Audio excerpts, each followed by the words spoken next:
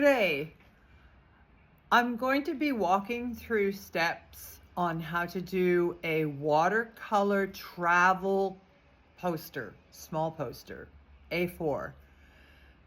And in saying this, I am going to show you different scenes of Jatiluwih, which is a part of Bali, which is a UNESCO World Heritage Rice Terrace. It's absolutely stunning.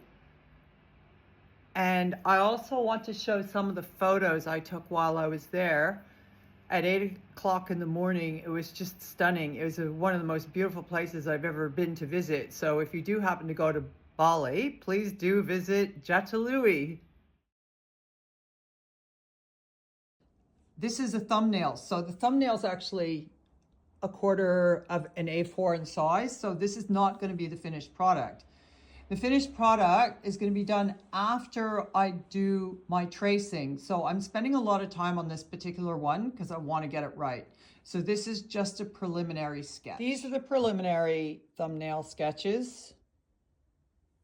This is the tracing. Now, the reason why I do a tracing is so I can make all the mistakes on it. In the past, I wasn't doing tracings. I was just working straight onto watercolor paper. But now I realize that I want more precision, and there's a lot more precision in composition.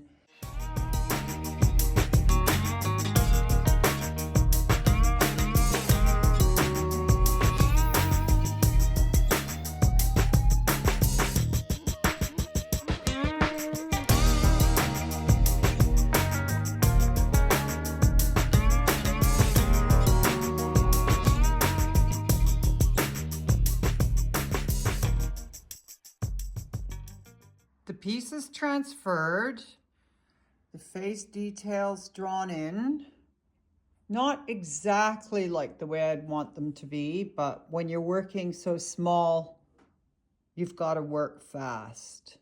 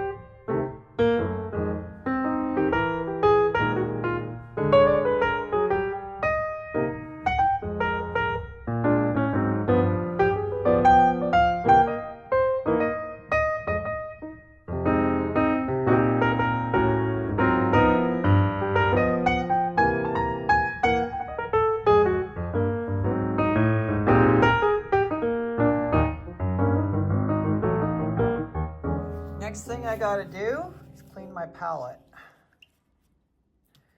I'm not that great at using a test palette.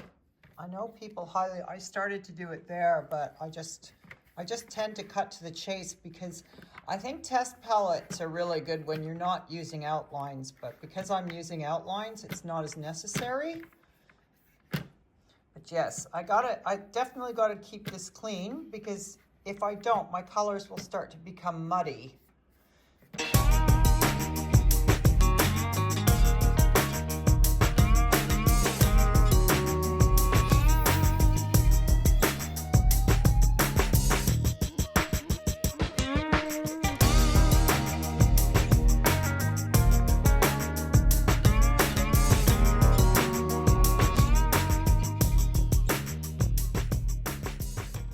I've now got the colors mapped in.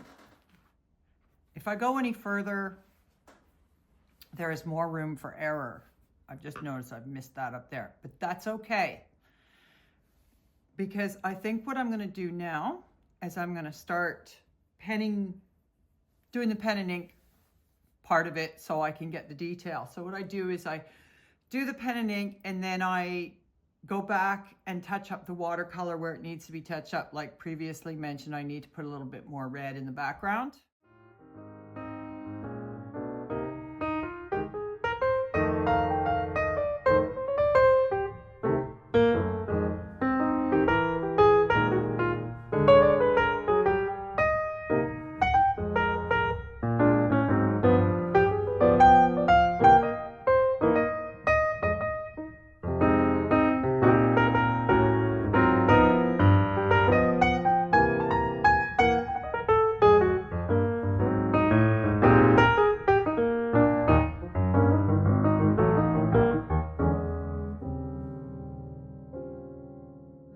I got my background in lettering. I started lettering when I was about 12.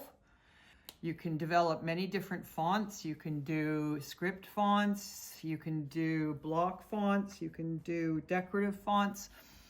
It's a lot of fun, and it is something I will grasp more of in the future.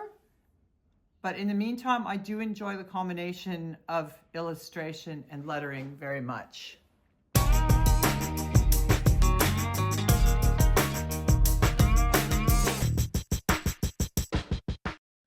There's a few little touch-ups to do. I need to do a bit on his lip. I need to erase some of the pencil.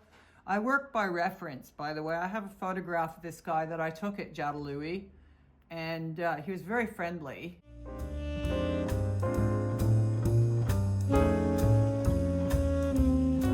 I'm going to attempt to paint in the letters, and I think that a nice gold color would work for all the lettering, just because there is a little, very, very little bit of gold in there, and I think it would balance nicely with the rest of it.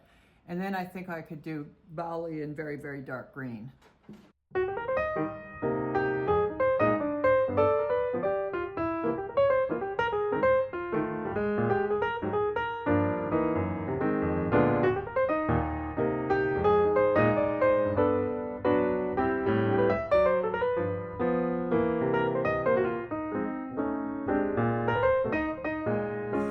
And now for the most important bit, my signature.